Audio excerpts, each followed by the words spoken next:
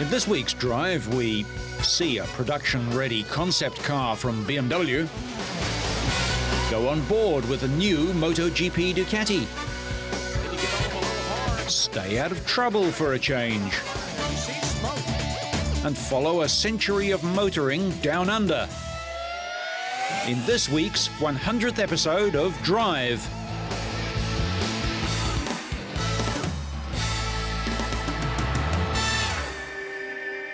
We start this week with the dawn of a new era in Formula One. The world's most glamorous sport breaks new ground, travelling to Bahrain for the first race in the Middle East. The third round of the year will be on a state-of-the-art circuit built in record time in the middle of the desert.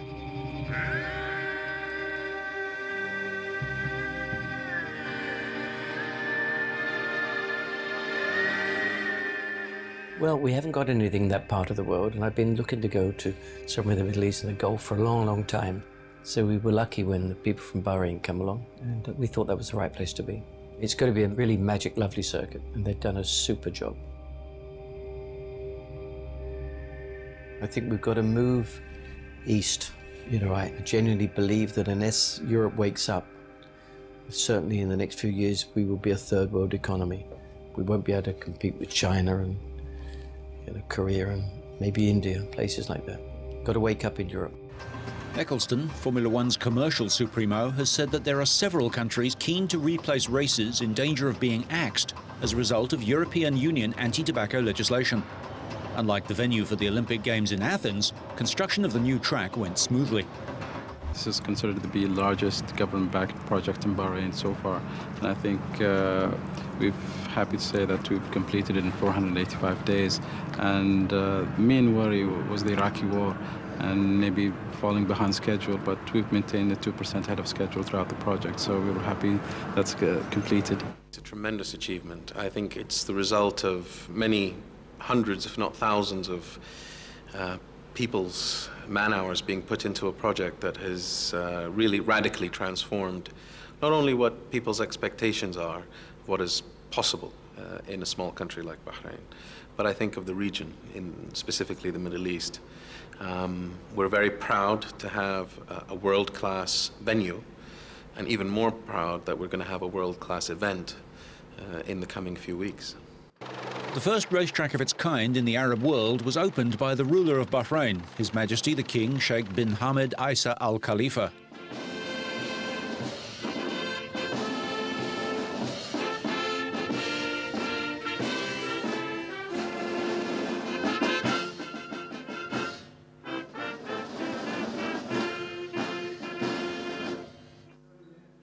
Former Grand Prix driver Jean Alesi drove Juan Manuel Fangio's 1955 Mercedes-Benz 196 Streamliner on a demonstration lap of the 5.4-kilometre track.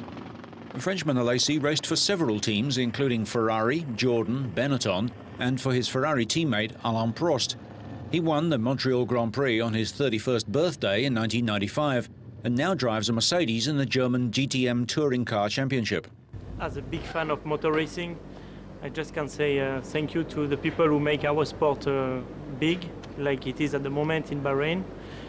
There is two possibilities to organize a Formula One Grand Prix, or using facilities like middle of the city and doing something in between, or going on the hardest way, like in Bahrain, which is starting from zero and making maybe one of the best circuits in the world.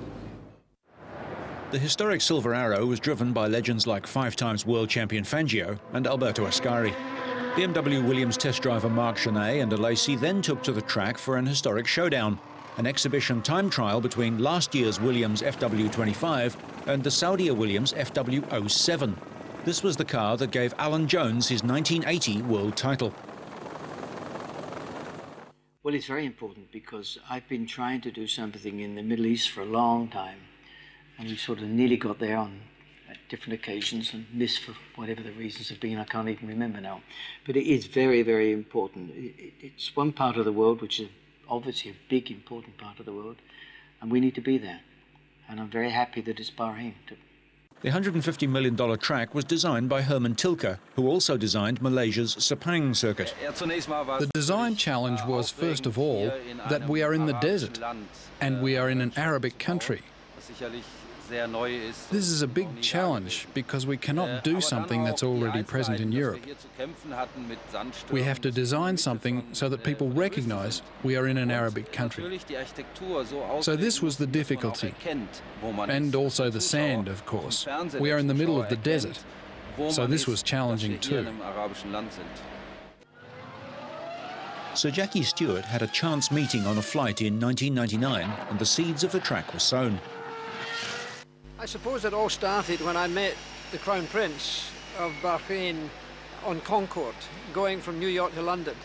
I was sitting there, I recognized him, but I didn't know who he was. He went back to his seat in the plane and during the flight came up to say hello because he was a big enthusiast of motorsport. And I suppose that's when the seed was planted. He also came as a guest of the Stuart Ford team to the Italian Grand Prix at Monza, and that was his first Grand Prix that he saw behind the scenes. And he came and stayed the whole weekend with us and got so excited about it. He went back to Bahrain and here we have what we see today. Some of the sport's biggest names are looking forward to getting to terms with the circuit ahead of the inaugural Bahrain Grand Prix. Well, I think as obviously the Middle East has provided a lot of our power source over the last few years for vehicles, then I think it would be great to have another venue on the calendar. Fantastic. We need it, and it's very good news, I think so.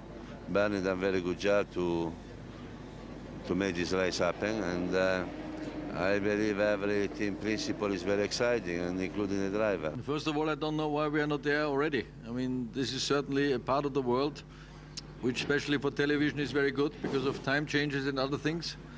To travel, it's not too far.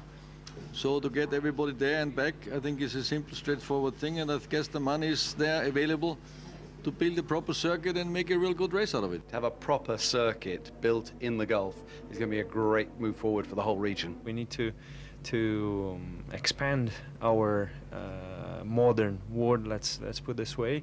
So I'm very happy. I think it's good for Formula One and good for us. Drivers will have to deal with searing heat and possibly sand on the track. Organisers used high-grip asphalt, making this the most sophisticated venue on the calendar. So much for the predictions that Ferrari would falter in the Malaysian heat. Schumacher has won both races, although Montoya got closer at Sepang and Button's third was his first podium. The red team already have double the points of their next nearest rivals, causing many long faces among other teams. Yet it's looking like a vintage year already.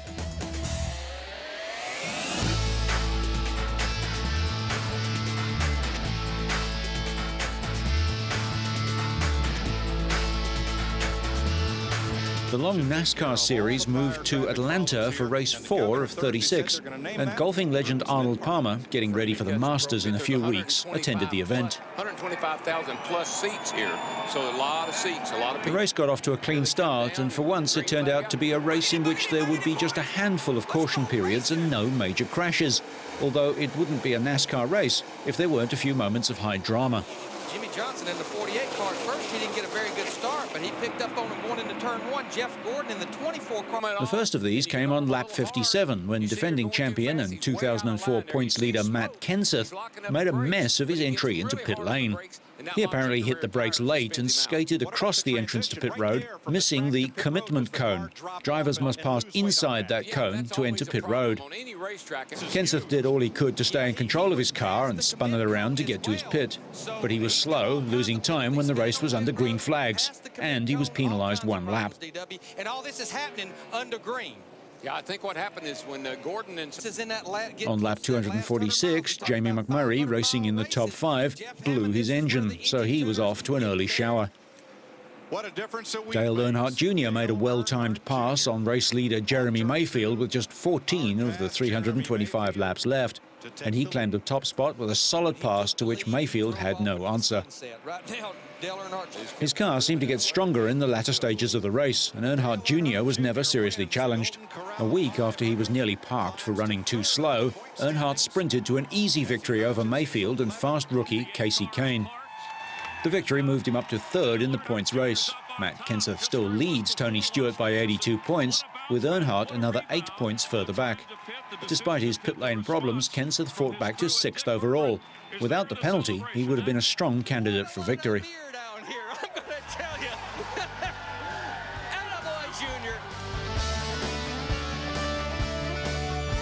At the recent Geneva Motor Show, BMW showed the proposed new M5 flagship performance saloon. They call it a concept car, but it's very close to production ready, if the market is ready for what lies under the bonnet, a 5-litre V10. A deep front valence and more muscular front end is integrated into the car's nose. Side and rear skirts are added, and a slight rear spoiler, large alloy wheels and the trademark 4-tip exhaust show this is the king of the 5 Series. Legendary German driver Hans Stuck has driven the car. It's an incredible car. Above all, if you like a sporting style, and I do, and I'm sure you do too, you'll be really thrilled. This car makes your dreams come true. It has a great engine, and you shift gears with paddles like in Formula One. Then you've got the sports mode transmission, so typical of BMW, and all that comes in a comfortable luxury saloon. It really is everything you need. In much the same way that the previous generation M5's V8 engine impressed with its refinement and performance, the new V10 is set to raise the bar on all engines. The new engine lives up to the 5 in 5 Series. The 5-litre V10, derived from BMW's own Formula One technology, gives 500 horsepower and 500 Newton-meters. Such high levels of performance are made possible by specially modified bivanos camshaft timing, individual throttle butterflies and engine electronics derived from the BMW Williams Formula One car.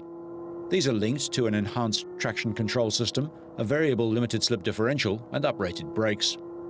BMW is expected to offer 2 transmissions, a 6-speed manual and a semi-automatic 7-speed sequential manual gearbox. Based on the 5 Series saloon launched in 2003, both cars benefit from an aluminium chassis and lightweight aluminium front body panels. Not being a production car, BMW aren't making firm claims about performance, but 0 to 100 in less than 5 seconds and 0 to 200 kilometers an hour in around 13 seconds are plausible, making the M5 probably the world's fastest 4-door saloon. The M5 should make its way into dealers' showrooms in the 3rd quarter of this year. The V10 engine used in the M5 will also go into the upcoming M6, and a shortened version made into a V8 will make its way into the next generation M3. While BMW insists this is strictly a concept car, I'm betting a production version won't look too different from this.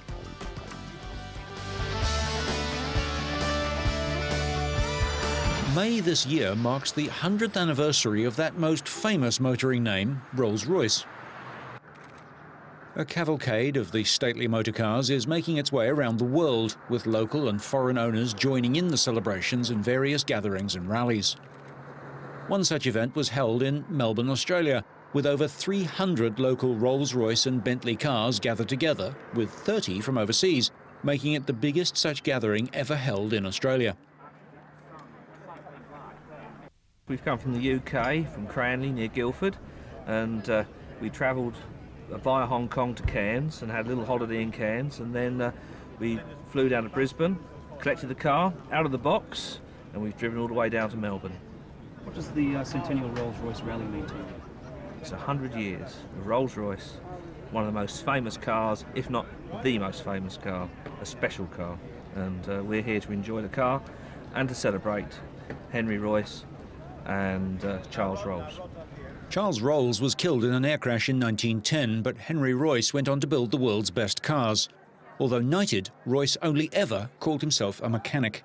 Walter Hall went to London and ordered the car in 1911 and then went to New York, apparently on the Titanic, and never saw the car. It was delivered to his widow Eliza in 1912, and she had it for 5 years, and upon her passing, the Walter and Eliza Hall Institute was established. The Institute is one of Australia's top medical research establishments, its mission being mastery of disease through discovery. It was purchased by the Australian government. It was delivered in 1959, and it was primarily used for royal visits and for transporting other visiting heads of state. So it saw service in 1963 for the royal tour then, and subsequent tours, and its last official duty was in 1988 when it was used for transporting the Princess and Prince of Wales for the bicentenary celebrations in Sydney. Henry Royce's demand for perfection was legendary, but he never expected any of his workers to do anything that he couldn't do himself. He once filed a hexagonal nut without the aid of any measuring instruments, and when it was measured later, each of the 6 sides proved to be identical. The oldest vehicle present was one of 2 1909 Silver Ghosts, the youngest a fresh-off-the-line brand-new Phantom. There's the tradition of 95 years of building the very best between these 2 cars. The new Phantom costs about £210,000. The 1906 car completed a 15,000-mile non-stop reliability trial. An aluminium body and its silent-running engine prompted the name Silver Ghost. The tour is moving on around the world, and the new Phantom's going with it.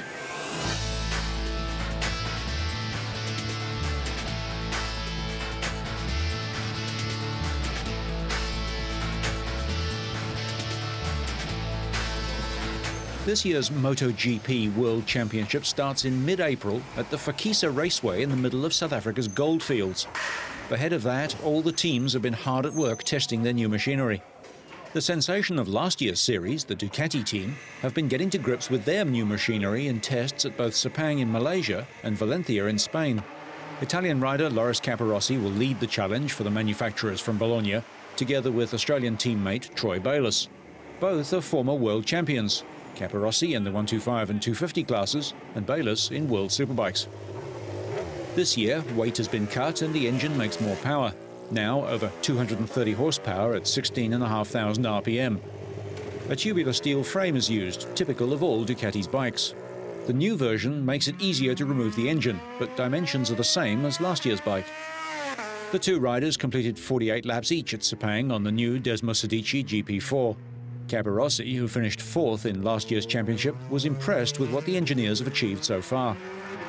This year I have more power than compared to last year, and the bike is more easy to ride, and the chassis is better.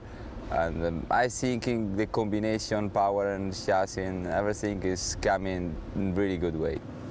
Shortly after the Sepang session, the teams shifted to the cooler conditions in Spain. Wind plagued the test session, but the teammates did manage to pack in many laps at race pace. Bayliss managed 70 laps and knocked more than a second off his qualifying time for the final race last year at the same track. He was working on gathering data on both the 16.5 and 17-inch front wheels. The bigger one will be more stable, but make the bike less responsive to direction changes.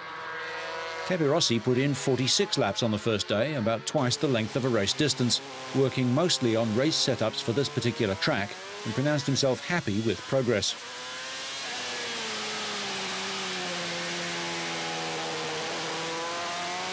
Bayliss, who was 6th last year in his first season in MotoGP, considered the handling much better than last year's bike.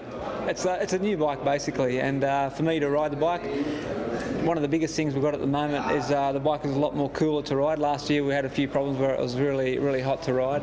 We made a big change there, and the bike is just easier over race distance, and we're always working to make a bike more smoother and easier to ride. So we're going in the right direction. Capirossi, who tested the Desmosedici over a total of 68 laps in Spain, was in an upbeat mood after the previous session in Malaysia. I am very happy. I only tested for one day, but we can already see that the bike is very competitive. We still have work to do, but I'm already satisfied that we have been tackling the difficult problems we faced last year, and the bike is already going better. On his second day, Capirossi went faster still, bettering his teammate by 1/10 of a second, while working on improving the bike's power delivery. The Ducati team's lap times compare well with pre-season times set by the Works Honda riders. Camel Honda presented their team at a spectacular lunchtime conference attended by over 300 guests.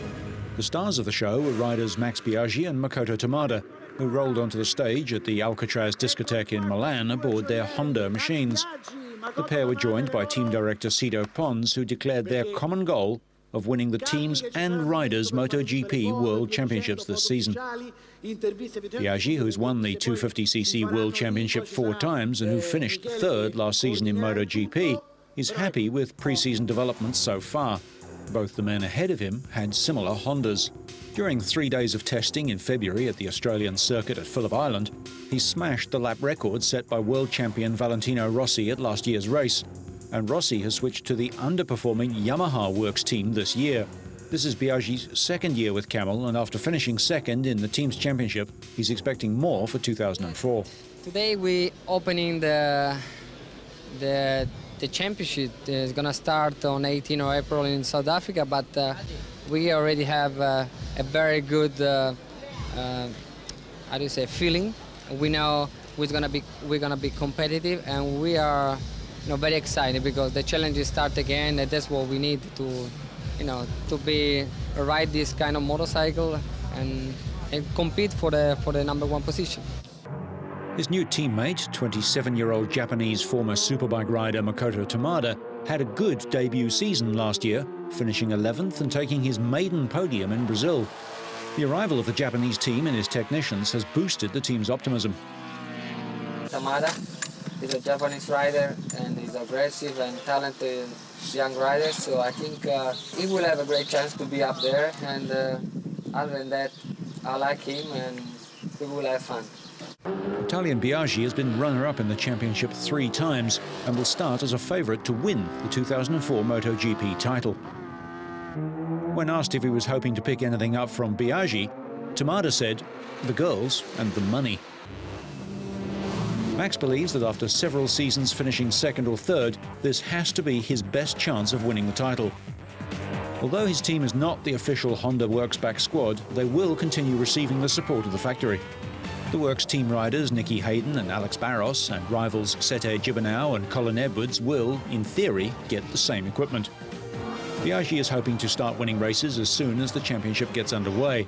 He's familiar with the bike, and his technicians have the Honda performing well.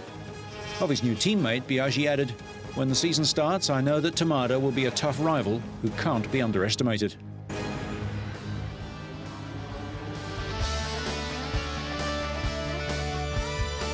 The US military has put out a call to engineers around the country. Bring us a breakthrough robotic vehicle, and we'll give you $1 million. It's all part of a grand challenge race of unmanned vehicles organised by the United States Defense Advanced Research Projects Agency, or DARPA, who'd hoped to accelerate the development of autonomous vehicle technology that can be applied to military requirements.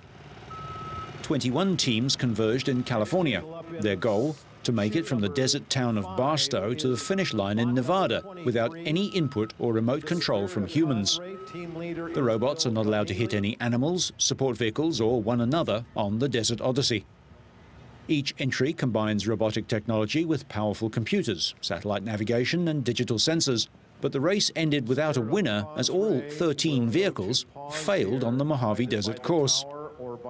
The autonomous robotic vehicles were supposed to set out on a 200-mile race across California with the goal of one day running dangerous missions in war zones. That dream still seems some distance away, however, since most of the vehicles, modified Humvees, pickup trucks and dune buggies, broke down within sight of the starting gate. The event attracted a crowd of several hundred curious onlookers. The vehicles are a varied bunch. Some are based on standard four-wheel drive SUVs.